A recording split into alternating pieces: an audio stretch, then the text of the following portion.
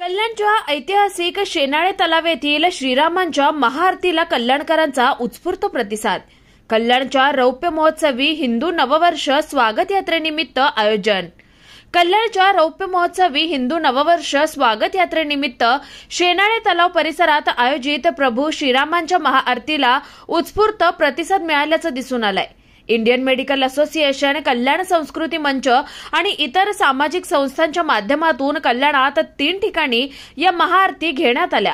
कल्याणच्या ऐतिहासिक शेनाळे तलाव परिसर आज ढोलताशांच्या गजरासह प्रभू श्रीरामांच्या जयघोषाने निनादून गेला।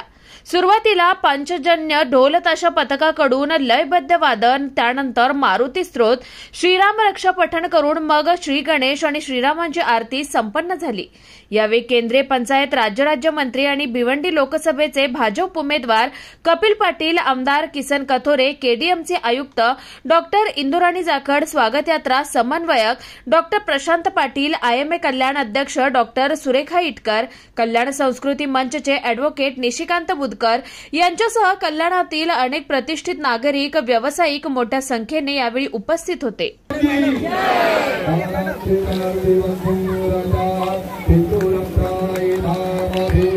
श्री